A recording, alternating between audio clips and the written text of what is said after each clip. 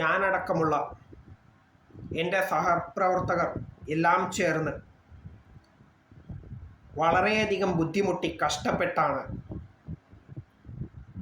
ലോകത്ത് വെച്ച് ഏറ്റവും മികച്ച രീതിയിലുള്ള ഈ ഭരണഘടനയും ഈ നിയമ പുസ്തകവും തയ്യാറാക്കിയിട്ടുള്ളത്. ഇത് ലോകത്തിൽ വെച്ച് ഏറ്റവും മികച്ചതെന്ന് മാത്രമല്ല, വളരെ ബൃഹത്തായതും കൂടിയാണ്. എന്നാൽ ഇത് കൈകാര്യം ചെയ്യുന്നവരുടെ കയ്യിലിരിപ്പ് പോലെ ഇരിക്കും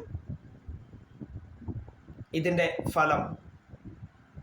കൈകാര്യം ചെയ്യുന്ന വ്യക്തികൾ മോശം ആളുകളാണെങ്കിൽ ഇതിൻ്റെ ഫലവും മോശം തന്നെയായിരിക്കും.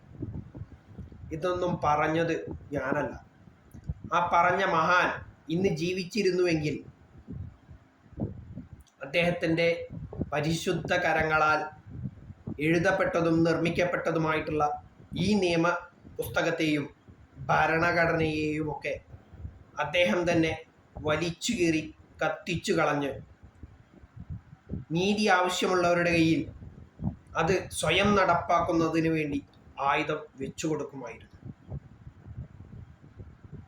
എന്തുകൊണ്ട് ഞാനിങ്ങനെയൊക്കെ പറഞ്ഞു എന്ന് ചോദിച്ചാൽ, ഇന്നാട്ടിലെ നാറി നാണം കെട്ട നിയമവ്യവസ്ഥ മൂലം മറ്റൊരു മരണം കൂടി ഇവിടെ സംഭവിച്ചിരിക്കുന്നു. അനാഥമാക്കപ്പെട്ടത് പറക്കമുറ്റാത്ത 2 പൈതങ്ങളാണ്. ആ 2 കുട്ടികളെ ഉപേക്ഷിച്ചുകൊണ്ട് അവരുടെ മാതാവ് സ്വയം ആത്മഹത്യ ചെയ്തിരിക്കുന്നു. അല്ല, ഇവിടുത്തെ നിയമവ്യവസ്ഥ അവരെ ആത്മഹത്യയിലേക്ക് തള്ളിവിട്ടിരിക്കുന്നു. ലജ്ജിക്കുക. ഇവിടുത്തെ ഓരോ നിയമപാലകയും നിയമജ്ഞന്മാരും. കാരണം ഈ മരണത്തിന് ഉത്തരവാദി നിങ്ങൾ മാത്രമാണ്. സംഭവം നമ്മുടെ കൊച്ചു കേരളത്തിൽ കാസർഗോഡ് ജില്ലയിലാണ്. അയൽവാസിയുടെ ഹീനകൃത്യം മൂലം സ്വയം ആത്മഹത്യ ചെയ്യേണ്ടി വന്നത് വെറും 24 വയസ്സ് മാത്രം പ്രായമുള്ള, ജീവിതം ഒരുപാട് ഇനിയും ബാക്കിയുള്ള ഒരു പെൺകുട്ടി. കുറച്ചു ദിവസങ്ങൾക്ക് മുൻപ് ഒരുത്തനെ മരണത്തിലേക്ക് തള്ളിയിട്ട ഒരുത്തിക്ക് വേണ്ടി വാതോരാതെ സംസാരിച്ച കുറേ നികൃഷ്ട ജന്മങ്ങളുണ്ടായിരുന്നു.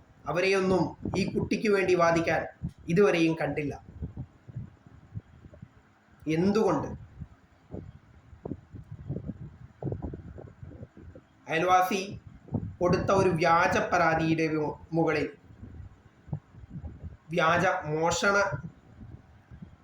കുറ്റാരോപണം നേരിടേണ്ടി വന്ന ആ സഹോദരി അവരുടെ നിരപരാധിത്വം തെളിയിക്കുന്നതിന് വേണ്ടി ഒരുപാട് ശ്രമം നടത്തി. പരാജയപ്പെട്ടു. അല്ല, പരാജയപ്പെടുത്തി. ഇവിടുത്തെ നാറി നാണം കെട്ട നിയമ സംവിധാനങ്ങൾ തന്നെയാണ് അതിനെല്ലാം ഉത്തരവാദി. പറയാതിരിക്കാൻ പറ്റില്ല. ഇത് ഇവിടുത്തെ നിയമങ്ങളെയോ നിയമവ്യവസ്ഥയെയോ അവഹേളിക്കാൻ വേണ്ടി പറയുന്നതല്ല, വാസ്തവമാണ്, ഉണ്ടായ സംഭവമാണ്. അയൽവാസിയുടെ പരാതി അതന്വേഷിച്ച പോലീസുകാർ ഇതുവരെയും സത്യം തെളിയിക്കാൻ അവരെ കൊണ്ട് ഇതുവരെ കഴിഞ്ഞിട്ടില്ലെന്ന് മാത്രമല്ല, അതോടൊപ്പം തന്നെ ആ സഹോദരിക്ക് നേരെ വളരെ മോശമായിട്ടുള്ള രീതിയിൽ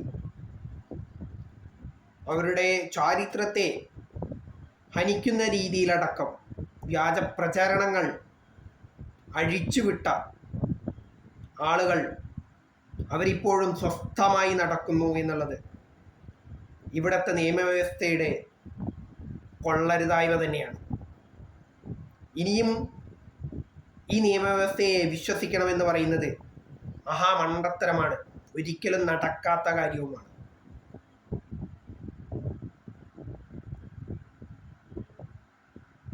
ഒരു സഹായം ചെയ്തതിൻ്റെ പേരിൽ സ്വയം കുറ്റാരോപിതരായി മാറിപ്പോയി ദിനം പ്രതി അവഹേളനം നേരിട്ട് മനം നൊന്താണ് ആ സഹോദരി സ്വയം മരണം വരിച്ചത്. എന്തു ചെയ്യാം? നഷ്ടം ആ സഹോദരിക്കും അവരുടെ കുട്ടികൾക്കും മാത്രമാണ്. എന്നിട്ടും ഇതുവരെയും ഒരക്ഷരം ഉരിയാടാതെ ഇരിക്കുന്ന നിയമപാലകരും നിയമജ്ഞന്മാരും. നിങ്ങൾ ചെയ്തത് ശരിയാണെങ്കിൽ ആ പറക്കമുറ്റാത്ത കുഞ്ഞുങ്ങളെ കൂടി അവരുടെ മാതാവിൻ്റെ അടുക്കലേക്ക് നിങ്ങൾ എത്രയും പെട്ടെന്ന് പറഞ്ഞയക്കണം. അതാണ് നിങ്ങളെ കൊണ്ട് ചെയ്യാൻ കഴിയുന്ന ഏക കാര്യം.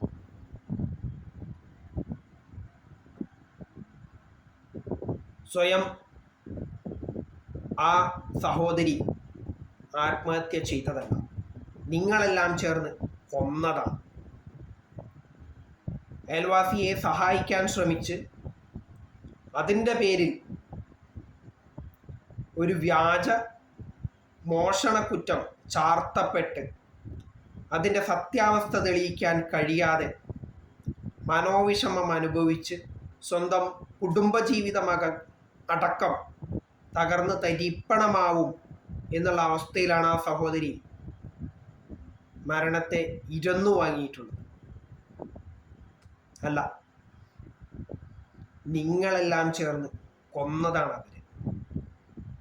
ആ 2 പിഞ്ചു മക്കൾക്ക് അമ്മയില്ലാതാക്കിയത് ഇവിടുത്തെ നിയമ സംവിധാനങ്ങൾ തന്നെയാണ്.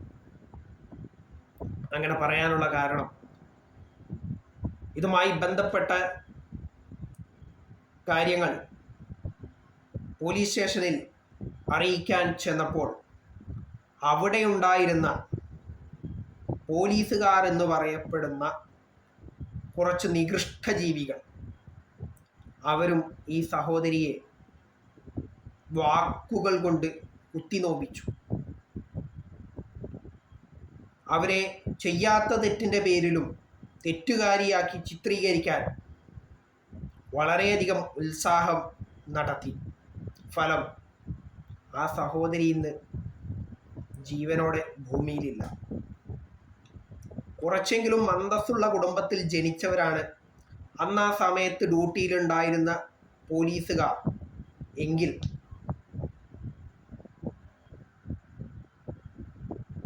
നിങ്ങൾ ഈ തെറ്റിന് പരിഹാരം കണ്ടെത്തിയേ തീരുള്ളൂ. നിങ്ങൾക്ക് എന്തായാലും നിയമം കയ്യിലെടുക്കാമല്ലോ. നിങ്ങൾ നിയമം കയ്യിലെടുത്ത് തെറ്റുകാരെ കോടതിക്ക് മുമ്പിലല്ല,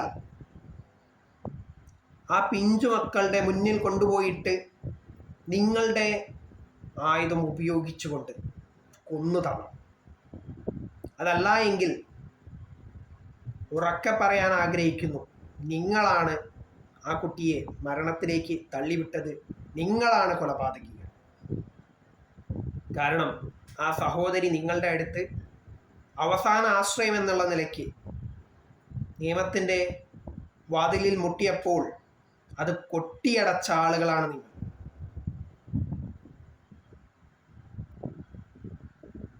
കാസർഗോഡ് സ്വദേശിയായിട്ടുള്ള എല്ലാവരും ഈയൊരു മരണം, അതിന് പിന്നിലുള്ള യഥാർത്ഥ കാരണം തെളിയിക്കുന്നതിന് വേണ്ടിയിട്ട് മുന്നോട്ട് വരണം. ഇതിന് പിന്നിൽ പ്രവർത്തിച്ച കറുത്ത കരങ്ങളെ പുറത്തെത്തിക്കണം എന്നതാണ് എൻ്റെ ഒരു അഭിപ്രായം. എന്തായാലും ഭൂമിയിൽ ഒരുപാട് കാലം ജീവിക്കാനുള്ള കൊതി അവശേഷിപ്പിച്ചുകൊണ്ട് തന്നെയാണ് ആ സഹോദരി നമ്മെ വിട്ട് പോയിട്ടുള്ളത്. എന്തു തന്നെയായാലും ആ സഹോദരി അവശേഷിപ്പിച്ചു പോയത് ഇവിടുത്തെ നിയമ സംവിധാനങ്ങളുടെ പോരായ്മ എന്തെന്ന് വീണ്ടും തെളിയിക്കുന്നതിനുള്ള കാരണമാണ്. എന്തായാലും ജസീല എന്ന് പറഞ്ഞ ആ സഹോദരിക്ക് നീതി ലഭ്യമാവണമെങ്കിൽ ഇതിനു പിന്നിൽ പ്രവർത്തിച്ച എല്ലാവരും ശിക്ഷിക്കപ്പെടണം. ആ ശിക്ഷ എന്ന് പറയുന്നത് ആ സഹോദരി അനുഭവിച്ച അതേ രീതിയിലുള്ള മാനസിക വിഷമം അനുഭവിച്ചുകൊണ്ട് ഇതിലെ കുറ്റക്കാരെല്ലാം ഭൂമിയിൽ നിന്നും തുടച്ചു നീക്കപ്പെടുക തന്നെ വേണം. എന്നിരുന്നാൽ മാത്രമേ ആ സഹോദരിക്ക് നീതി ലഭ്യമായി എന്ന് പറയാൻ സാധിക്കുകയുള്ളൂ. ജസീല എന്ന് പറഞ്ഞിട്ടുള്ള ആ സഹോദരി ഒരിക്കലും ആഗ്രഹിച്ചിട്ടുണ്ടായിരിക്കില്ല ഇങ്ങനെയൊരു മരണം. പ്രത്യേകിച്ചും പറക്കമുറ്റാത്ത കുഞ്ഞുമക്കൾ, അതുപോലെ തന്നെ സ്വന്തം ജീവിതമാകെ 24 വർഷമേ ആ സഹോദരിക്കായിട്ടുള്ളൂ. ബാക്കി ഒരുപാട് വർഷങ്ങൾ ജീവിക്കാൻ ഉള്ള കൊതി അവശേഷിപ്പിച്ചുകൊണ്ട് ബാക്കി വെച്ചുകൊണ്ടാണ് ആ സഹോദരി ഭൂമിയോട് വിട പറഞ്ഞിട്ടുള്ളത്. അതിനെല്ലാം ഉത്തരവാദിയായിട്ടുള്ളത് ഇവിടുത്തെ നിയമ സംവിധാനങ്ങൾ തന്നെയാണ്.